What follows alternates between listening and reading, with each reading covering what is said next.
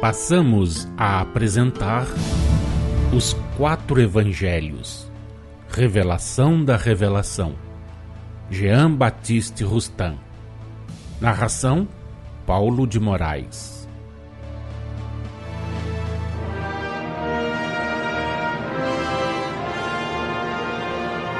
Prosseguindo na resposta do Mestre Jesus a Nicodemos, temos agora o versículo 11 do capítulo 3 do Evangelho de Jesus segundo João.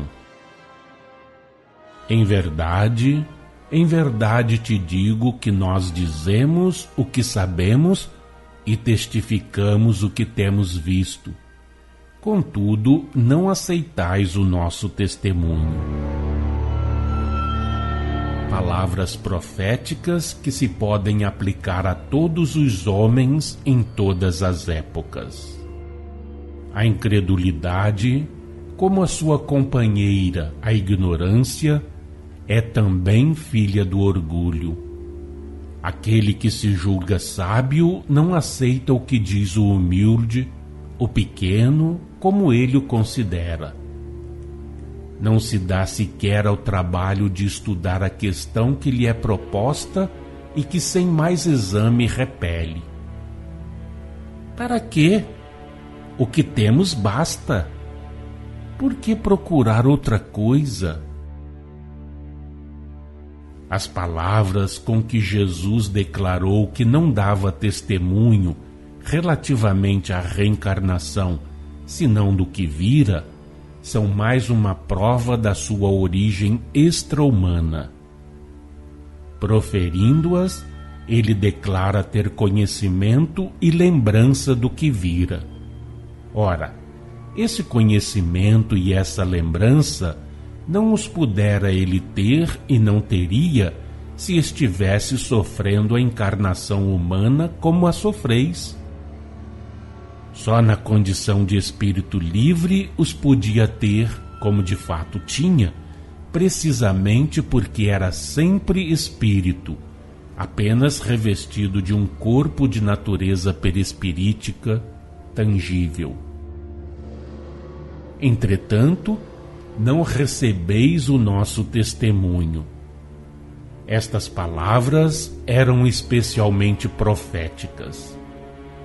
Profetizavam que os judeus, a igreja, as seitas cristãs dissidentes e os outros homens diretores das massas populares haviam, como Nicodemos, de lhe interpretar mal as palavras ou de não as compreender, de rejeitar, portanto, a reencarnação que, conseguintemente, só pela revelação espírita, pela nova revelação, seria posta em foco para todas as vistas em espírito e verdade quanto a seu princípio fundamental, suas aplicações e suas consequências.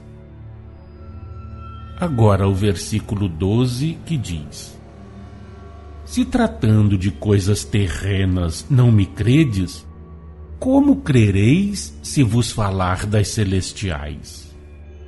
Nicodemos e os magnatas da igreja deviam conhecer os mistérios da reencarnação, tal como o passado lhes punha diante dos olhos.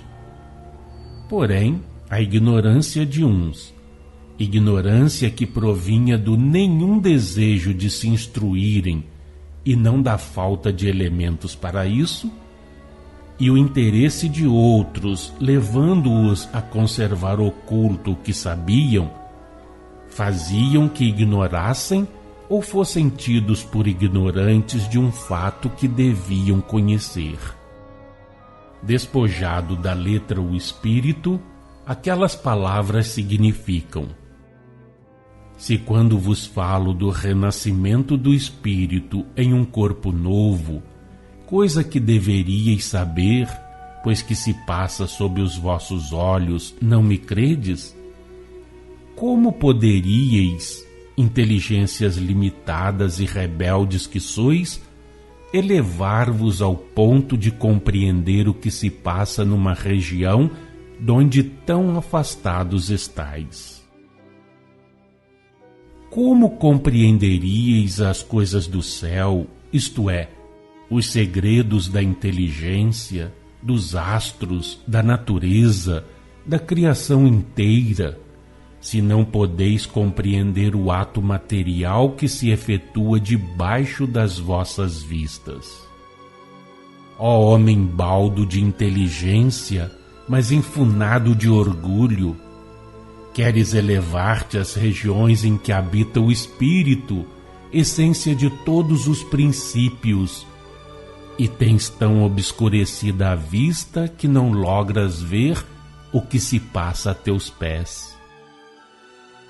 Queres conhecer a origem do espírito e nada conheces das transformações do corpo. Estuda, homem ignorante, eleva-te e poderás compreender.